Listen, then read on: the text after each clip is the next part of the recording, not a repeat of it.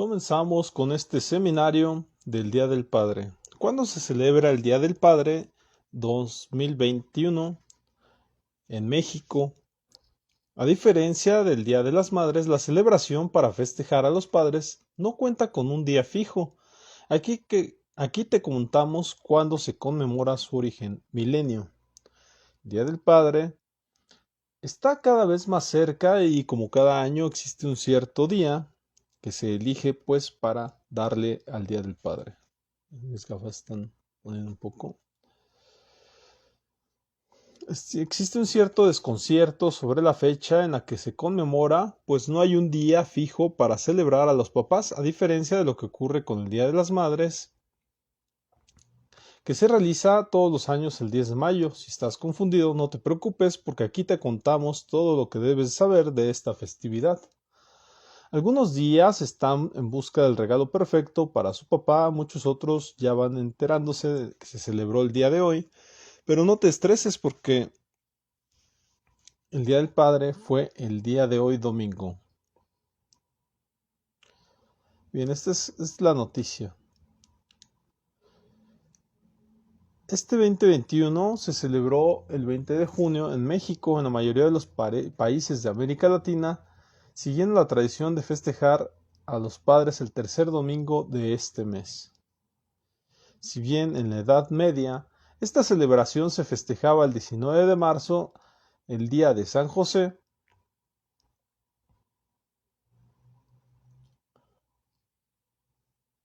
permítanme que hay muchos banners aquí. Pues bueno, vamos a ver si esto funciona nuevamente porque hoy es Día del Padre y vamos a poner algunas frases.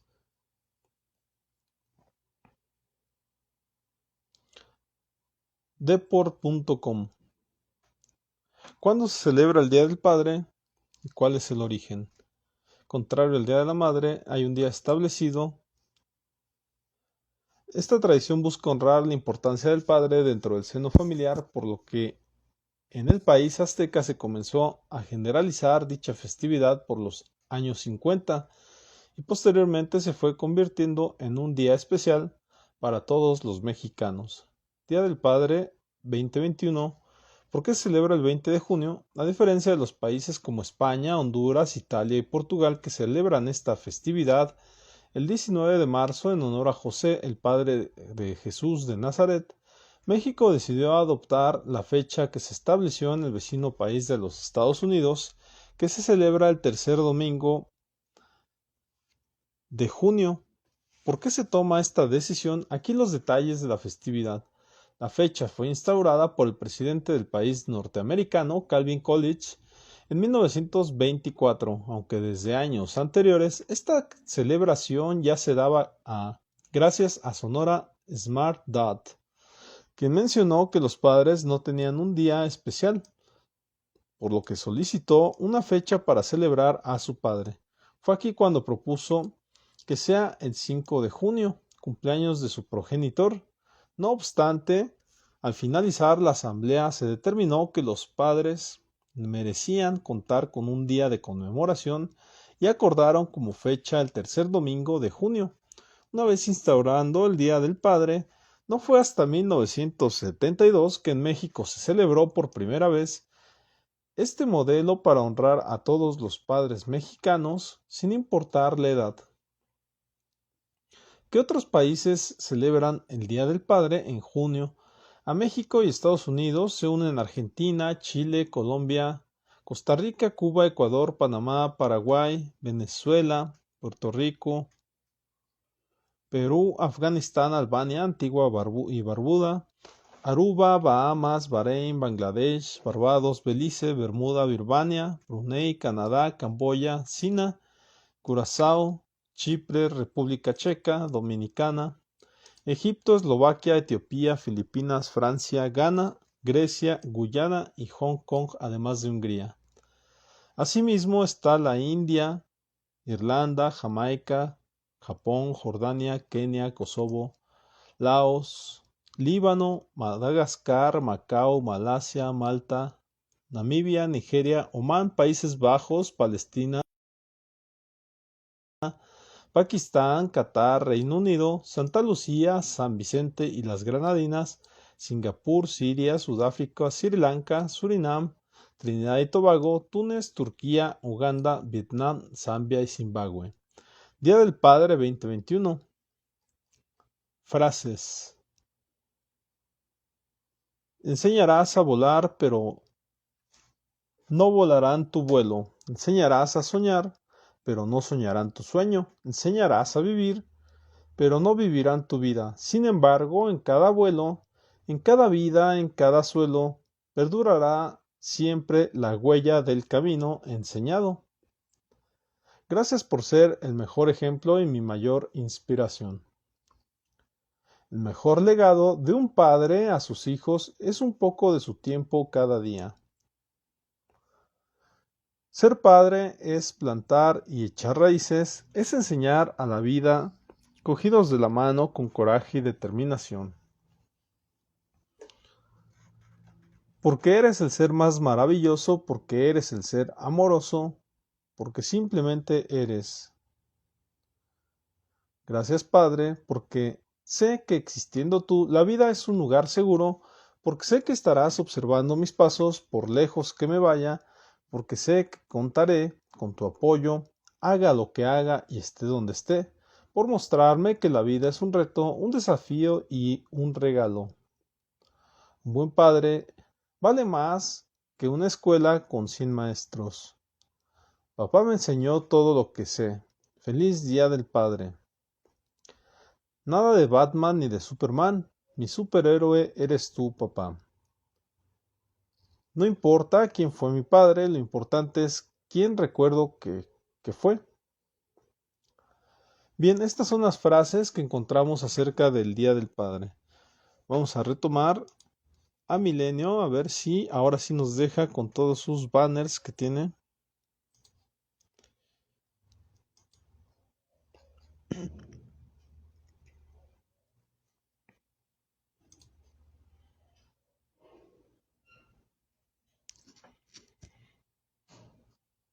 Bien, no se puede, Milenio tiene muchos banners. Pero pues bueno, dice también esto que fue en Estados Unidos. Dice por ahí, Sonora comenzó a difundir su idea a través de una campaña en la que se unieron congregaciones religiosas. Gracias a esfuerzos, el primer Día del Padre se llevó a cabo en Spokane, Washington, el 19 de junio de 1910. Ok, hasta 1966, presidente Lyndon Johnson proclamó el Día del Padre, que se celebrara el tercer domingo. Fue hasta 1972 cuando Richard Nixon incluyó permanentemente la fecha en el calendario.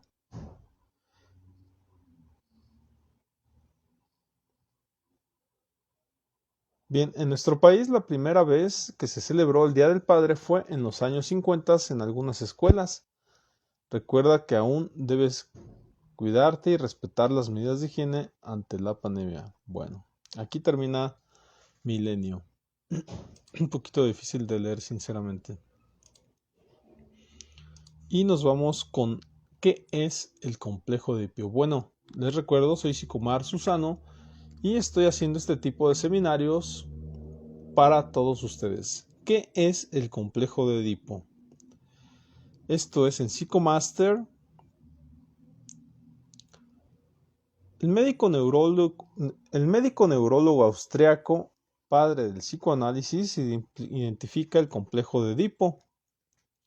A ver, nada más ahí aclaro. ¿Quién es el médico neurólogo austriaco? Pues es Sigmund Freud. Lo que pasa es que todos conocemos como que Sigmund Freud es alemán. Lo que pasa es que no sé si recuerdan, pero estaba antes unido el imperio austrohúngaro.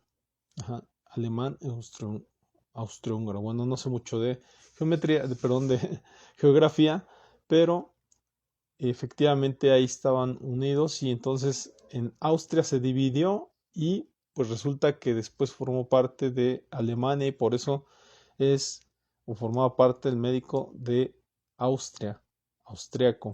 Padre del psicoanálisis, identifica el complejo de Edipo en una de las etapas del desarrollo psicosexual del niño. Freud relaciona diferentes tipos de neurosis con la posible represión sexual. Así pues, se desarrolla una teoría basada en estas etapas que debe ir superando y dejando detrás un niño para que su desarrollo termine siendo el adecuado y sano. El complejo de Edipo se podría situar dentro del desarrollo infantil en la etapa comprendida entre los 3 y los 6 años. Esta etapa estaría caracterizada por el sentimiento de admiración, deseo y amor absoluto hacia la madre frente a la rivalidad, enfrentamiento, rechazo o incluso odio hacia el padre. Al día de hoy, si los diferentes tipos de complejos nos despiertan mucha curiosidad, el complejo de Edipo es el que más interés nos produce, aun sabiendo que es un término que se acuñó en 1999 y que responde en gran parte a la fuerte represión del deseo sexual que existía en la época y que afortunadamente no sufrimos en la actualidad. Sigue llamándonos la atención todo lo referente a este complejo y las consecuencias que pudiera tener el mismo. ¿Cuál es el origen del complejo de Edipo? Complejo de Edipo es un concepto de la teoría psicoanalítica desarrollado por Sigmund Freud, quien lo citó por primera vez en su obra La interpretación de los sueños. Freud se basa en la mitología griega y para explicar su concepto, concretamente en la historia de amor entre Edipo y su madre, el cual llega a enfrentarse y matar a su propio padre, el rey Tebas, para poder ocupar su lugar, llegándose a casar incluso con su propia madre, la reina Yocasta. Posibles manifestaciones del complejo de Edipo en los niños. En el caso de los niños, mi mamá es la más guapa del mundo, soy el novio de mi mamá, papá, no te quiero. En el caso de las niñas, mi papá es el más guapo del mundo, cuando sea mayor me casaré con papá. Tú no, quiero que me ayude papá. Estas son frases típicas de los niños y niñas durante los 3 y los 6 años. Tengo complejo de Edipo. La superación de este complejo se resolvería de manera espontánea y natural en todos aquellos niños que se llevasen un correcto desarrollo evolutivo sin ocasionar ninguna consecuencia negativa. Por eso, según la teoría del psicoanálisis, será muy importante respetar al niño y sus necesidades en esta etapa sin reprimirlas. No obstante, el no superar dicha etapa conllevaría a quedarse estancado en el estadio del desarrollo psicosexual y por lo tanto, ya en etapa adulta, este podría desarrollar problemas y conflictos asociados a este hecho.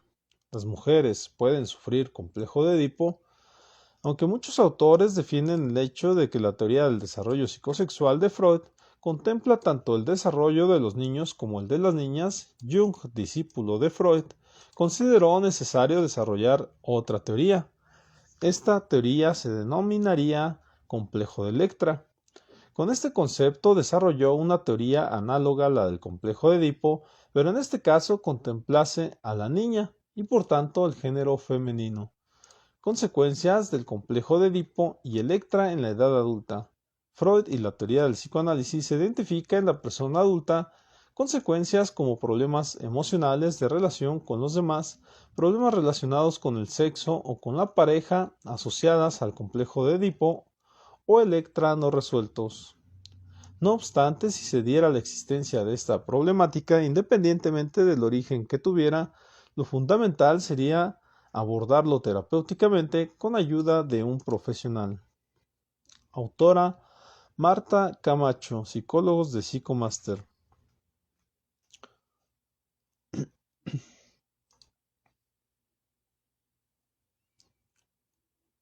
Muy bien, vamos con el otro texto que es cielo.conicet.cl, es decir, el complejo de Edipo reactualizado. Esto es profesor adjunto Rafael Stay Tolosa. Resumen, el complejo de Edipo se convirtió en la piedra angular estructurante del aparato psíquico según Freud. desde sus primeras menciones del mismo hacia fines del siglo XIX hasta el año de su muerte transcurrieron más de 40 años en los que continuó elaborando sus ideas al respecto.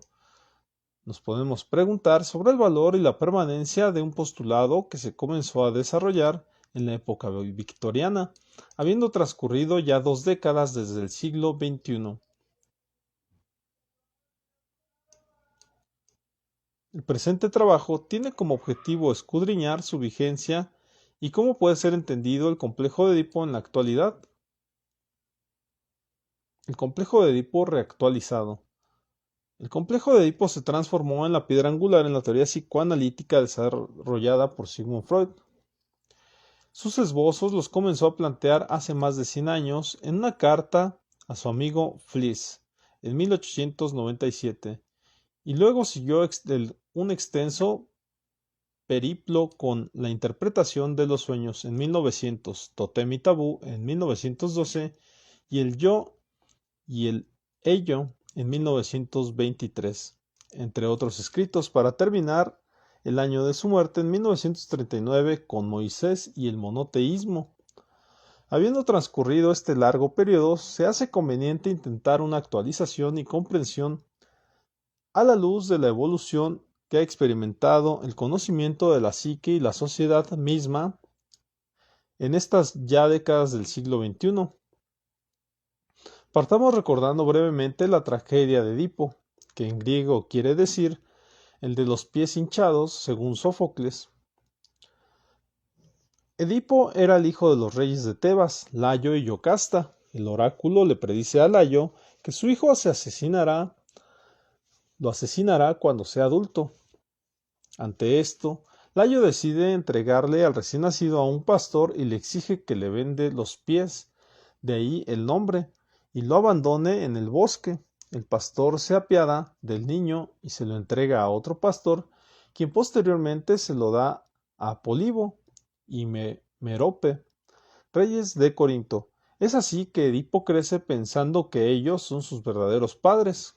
Cuando de adulto acude al oráculo de Delfos, recibe el vaticinio de que matará a su padre y se casará con su madre.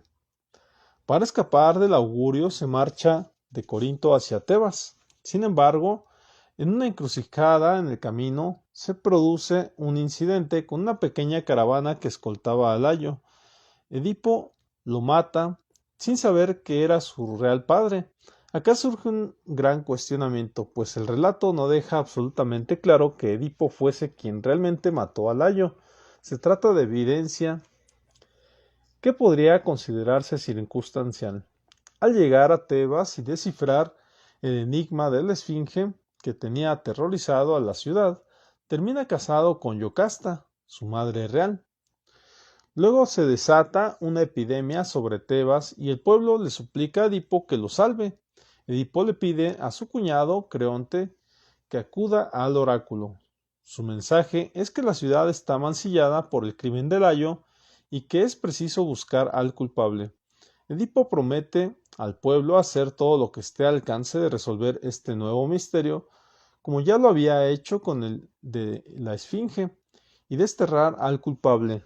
La verdad se va revelando a través de Tiresias, un adivino ciego, de un criado pastor y de la propia Yocasta, cuando Edipo se da cuenta que ha asesinado a su padre y desposado a su madre, se arranca los ojos y finalmente marcha al destierro. La culpa como pérdida de la libertad. Las evidencias que inculpan a Edipo podrían considerarse circunstanciales, pues el pastor que acompañaba a Layo y único sobreviviente declara que fue una multitud que los atacó. Sin embargo, Edipo estaba solo durante el incidente. ¿Cómo conciliar una multitud con estar solo? ¿Por qué Edipo insiste en declararse culpable del crimen? De lo que no hay dudas, según confirma el mismo pastor, es que Edipo es hijo de Yocasta y está cometiendo incesto. Al comprenderlo, puede que la culpa tenga tal carga que se desplace al homicidio cometido en el camino a Tebas. La culpa ha hecho que Edipo pierda la capacidad de analizar objetivamente los hechos y en cambio se imponga la necesidad de recibir castigo. Es decir, el castigo prima sobre la verdad. De esta forma, lo que ocurrió a Edipo se convierte en un modelo universal de la pérdida de libertad que sufre la psique cuando está a merced de una unión dominante, un complejo psíquico. En este caso, la culpa. Carl Jung dirigía que la libertad del yo llega hasta donde comienza el complejo. Tenemos entonces que el pastor confirma que es hijo de Yocasta, pero que no se pronuncia con respecto al homicidio. Asimismo, es el mismo que acompañaba a Layo y el mismo al que Layo le encargó de matar a Edipo, cosa que no cumplió. Todo ello puede hacernos concluir que era una persona poco confiable, porque no obedeció órdenes. ¿Cuánta credibilidad tiene lo que pueda contarnos? Pero en él también se expresa la compasión por la criatura recién nacida. Prefiere entregarla a otro pastor en vez de dejarla abandonada a su suerte en el monte Citerón. Nos queda la duda de si es fiable o no, y es una paradoja que hubiese sido más confiable si hubiese consumado la muerte de Edipo. ¿Quién es más digno de crédito? ¿Alguien que muestra compasión o alguien que cumple un encargo de la naturaleza que sea sin vacilar? Edipo se culpa por cometer incesto y asesinar a su padre. Esto se puede entender como que los contenidos inconscientes que expresó el oráculo se plasmaron en Edipo. En este caso, el oráculo es una manifestación del inconsciente, ya que se impone con una fuerza incontrarrestable al consciente. Por ende, si ya se confirmó la mitad del vaticinio, el incesto, ¿por qué la otra mitad no va a ser cierta? Es decir, tiene la fuerza de un material arquetípico que viene del inconsciente colectivo, que es donde nace el mito subyugado al yo. Bien, como verán, todo esto es un poco de psicoanálisis y sí, desde luego sí es un poco confuso, pero vamos a continuar. Significado del complejo de Edipo. En la teoría freudiana, el complejo de Edipo se convierte en el eje central estructurante del aparato psíquico. Para resolverlo se forma el superyo, que podemos entender como la autoridad de los padres interiorizados, y si todo marcha bien, se accederá a una adultez plena. La historia de Edipo es la del asesinato del padre y parricidio como una fantasía infantil universal, pero el complejo de Edipo tiene que ver con la instauración simbólica del padre muerto con una entidad, como una entidad psíquica. La que plantea Freud es que el hijo desea quedarse con el progenitor del sexo opuesto, en este caso la madre. Para que esto ocurra debería matar al del mismo sexo, el padre, y todo lo anterior estaría mediado por un componente sexual agresivo. Evidentemente, esto llevaría a que el padre quiera vengarse, lo que se traduciría en una mutilación del cuerpo, de los genitales, la castración e incluso en la muerte. En Totem y Tabú, dice Freud que los hermanos tuvieron que unirse para eliminar al padre, que era un tirano, que quería quedarse con todas las mujeres. Pero una vez realizado ese acto, y para que no se repita la misma circunstancia de todos desear a todas las mujeres, tuvieron que aparecer ciertas prohibiciones, ciertos tabús regulatorios. De ahí la imposibilidad de la sexualidad con madres y hermanas. Como resultado surgió la exogamia y la sociedad misma. Somos testigos de la producción de varios hechos. 1. Si luego del asesinato del padre todos los hombres, deseando a todas las mujeres y por lo mismo queriendo quedarse en exclusiva con ellas, se repetiría el conflicto que llevó a la eliminación del padre y estarían todos con el temor de que les sucediese lo mismo. Así que se establece un área de seguridad de prohibición de tabú. 2. Esa área se expresa una prohibición menor que la que representa el padre. No son todas las mujeres en exclusiva para el padre, ¿Qué es lo que se ve en el comportamiento de nuestros parientes más cercanos, los simios, cuyo macho alfa es el único o al menos el que más se reproduce? Esto también puede ser comprendido en que la disponibilidad, por ejemplo, de alimentos o en sentido más amplio de bienes, se hace extensiva a todos y no solo al padre. 3. La prohibición del padre se interioriza ya que no es necesario que exista un padre físico, pero al mismo tiempo, al interiorizarse, se hace menos severa, a no ser que produzca una patología del superyo. El asesinato del padre es el comienzo de la sociedad y trae aparejada la renunciación y el sacrificio. La renunciación puede ser entendida como el abandono.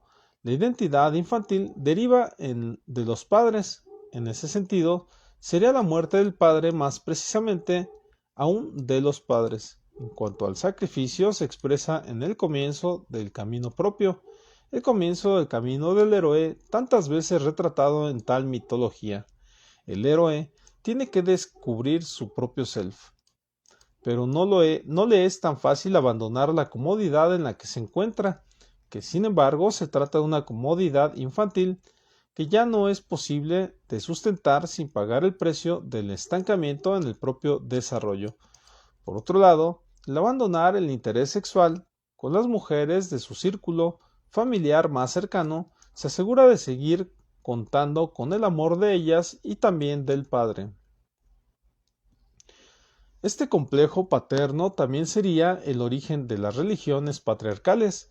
Se le teme a un Padre de los cielos no manifestado, inconsciente, que está más allá de la creación y se ensalza la virginidad de lo femenino en la figura de la Madre del Hijo de Dios Padre, en este caso de María, en la figura del Padre nada menos que del Padre de los cielos, la que impone su voluntad sobre la mujer a quien sólo se le anuncia su destino a través de un ángel, que quizás pudiese representar en cierta reparación o una cierta evolución en la consideración de lo femenino, pues es un ser esencialmente andrógino, pero igual sometido a la autoridad del Padre, que lo usa como mero mensajero. Como vemos, se puede entender que el complejo de Edipo, de una manera más amplia a la originalmente planteada por Freud, centrada en el temor a la castración debido al deseo de disponer del amor a la madre, del amor de madre en exclusividad. Por el momento, quedémonos con que tiene dos componentes: las fantasías o deseos incestuosos con la madre y el deseo parricida con el padre. Mientras por un lado el parricidio representa el deseo de independencia del niño, que se va a plasmar en la sed de conocimientos y de establecer una identidad propia, las fantasías y deseos incestuosos, la necesidad de unión con la madre, que al ser frustrados constituyen un acicate para salir del mundo al mundo. Como madre e hijo están fusionados en una sola entidad en el comienzo de la vida. El niño no siente que la madre sea algo diferente a él. Están, por así decirlos, en un narcisismo primario, en una unidad perfecta. Mientras sea así, el niño no necesita apoderarse del amor de la madre, pues ya lo tiene. Entonces el incesto necesariamente traduce en esa unión que se ha resquebrajado, que el niño ya percibe a la madre como a un otro, que se establece una relación objetal madre-hijo y que quiere apropiarse de esa relación, que nadie le interfiera y volver al estado anterior fusionado, es decir, en todo deseo incestuoso se expresa una fuerza regresiva. Tendrá que ver la parte incestuosa del Edipo con la no satisfacción de los deseos en su más amplia acepción, es una pregunta, se convertirá en un modelo paradigmático para lidiar con las frustraciones posteriores de la vida.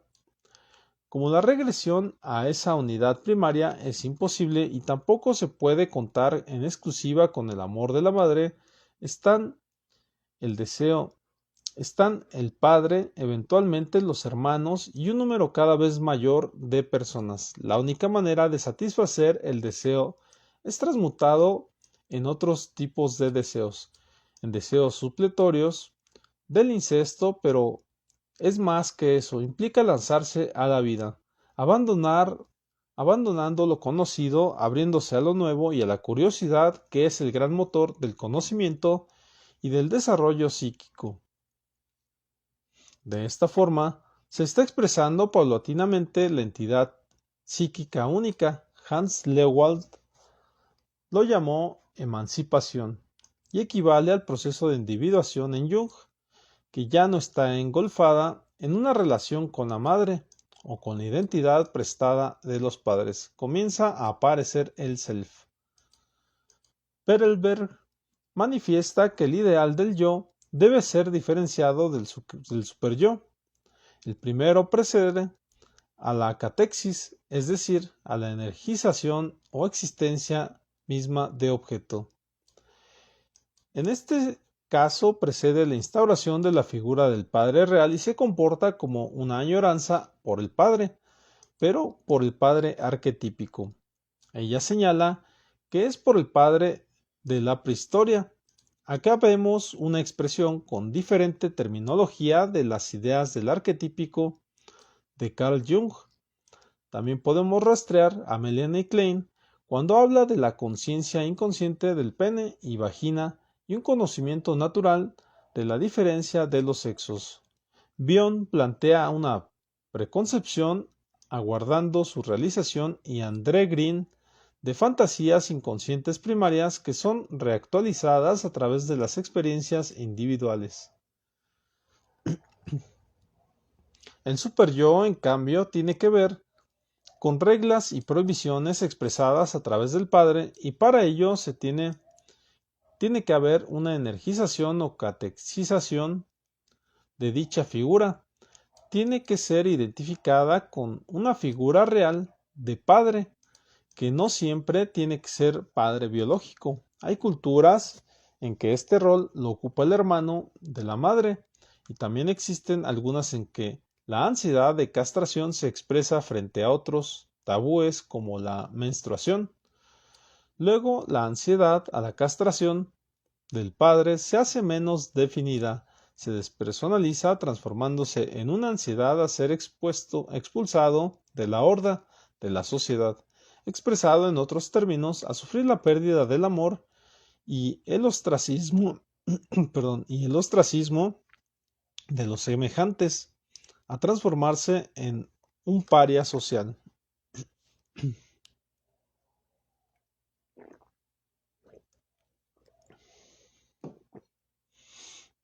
Muy bien, y a todo esto, ¿cuándo se resuelve el Edipo?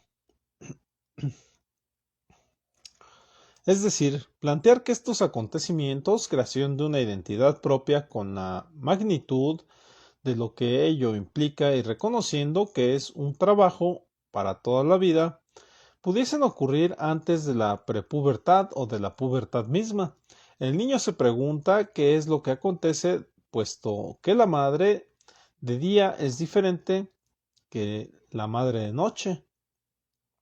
La madre de día es cariñosa y preocupada, en primer lugar, por los cuidados del niño, pero en la noche y una vez que ha llegado el padre, pasa algo en lo que el niño está excluido, y siente una madre que lo rechaza prefiriendo al padre. Entonces, la única forma de acceder nuevamente a esa madre amorosa presente durante el día es sometiéndose a las reglas del padre y de la madre durante la noche, debiendo aceptar la ausencia de la madre y el misterio de qué estará sucediendo. Pero para que aquello acontezca tiene que haberse ido construyendo un yo que lo entendemos como aquella entidad psíquica que va siendo consciente y que justamente a través de esa conciencia puede ir transformando la percepción en experiencia y aprendizaje. Paso a paso va despertando el yo, va ensanchando y acrecentando su conocimiento hasta que llega el momento en que se percibe como una entidad separada de los padres en el más amplio contexto con identidad y proyecto en sentido de vida propia, es decir, un instante en que existe la madurez psíquica necesaria para que el yo permita una mirada a la entidad que lo contiene, y que también es la depositaria del plan de vida único y personal. Estamos hablando del self, es decir, del yo. Es muy significativa la primera vez que el self se contempla a sí mismo a través del yo, como una entidad independiente en cuanto individuo. Ello implica ocupar un lugar único en el universo y ser cada vez más consciente de las responsabilidades que acarrea cada decisión. Recién entonces las personas comienzan a tomar conciencia de su propia individualidad. Es como si empezaran a visualizarse como seres individuales en el más amplio sentido, separados de sus padres y viviendo eso como una epifanía, como una revelación del gran abanico que la vida abre por delante. Coincidiendo con el cambio físico y paulatino, abandonó el aspecto infantil. También se produce un cambio psíquico, comienza a manifestarse una nueva identidad. Al principio es extraña, sorprendente, incluso temible, y es difícil de controlar, pero que está abierta a ser llenada por las fuerzas de la vida. Esas mismas fuerzas pueden abrumar al yo, de ahí que los adolescentes necesiten pertenecer a un grupo que hace las veces de un gran yo auxiliar. En este acontecer, el rol del superyo es de primera magnitud, pues es la instancia psíquica que nos permite evaluar las consecuencias de nuestro accionar. En un comienzo va a estar supeditado a los valores, reglas, recompensas y castigos transmitidos por los padres. De a poco se empieza una espiral creciente de conocimiento o conciencia de sí mismo, para que no produzca un conflicto o desequilibrio intrapsíquico a medida que el yo va adquiriendo paulatina autonomía. Debe ir ocurriendo lo mismo con el superyo. Ambos tienen que ir ganando autonomía. Esto se traduce en que el superyo va abandonando los marcos fijados por los padres y va adquiriendo una flexibilidad propia y única.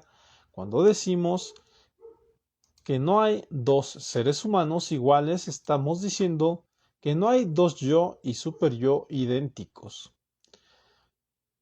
En vez de usar la palabra superyo, Lowell propone un aspecto del self, derivado de la autoridad de los padres, que evalúa y se hace responsable de quién es uno y cómo se conduce. Una medida de salud mental será que cada uno siga su proceso con la mayor libertad posible, sin tener que estar supeditado al constante aplacamiento de un superyo castigador. Sin embargo, para que esto suceda, los padres tienen que haber entregado un mínimo de estabilidad durante la niñez. Eso posibilitará que la psique del niño incorpore con un predominio de lo creativo sobre lo destructivo, es decir, del amor sobre la agresión, del eros o pulsión libidinal sobre el tánatos o pulsión de muerte. La fuente de ese amor provendrá del que se tenían los progenitores y que precisamente permitió el nacimiento de sus descendientes. Visto así, lo principal del Edipo no será el incesto, sino el parricidio simbólico que implica flexibilizar reglas y límites y adquirir conocimientos y metas que van más allá de lo que alcanzaron los padres. Más aún, es el establecer una entidad propia que trasciende, pero que no elimina a los padres, por ende, y entendiéndose como una reparación por el parricidio cometido, los padres traspasan sus propios límites y pueden seguir viviendo y proyectándose a través de la vida de sus hijos, construyéndose una nueva entidad en que prime la emancipación de la nueva generación, pero que al mismo tiempo mantenga la viva llama de la herencia de sus ancestros. Hasta aquí el complejo de Edipo me parece que quedó muy bien explicado y comentarles, pues estaremos tocando por ahí algunos temas de actualidad, de moda, que estén en boga, y nos vemos en la siguiente. Les recuerdo, soy Sicomar Susano y por ahí nos estamos viendo en las siguientes transmisiones del seminario. Hasta luego.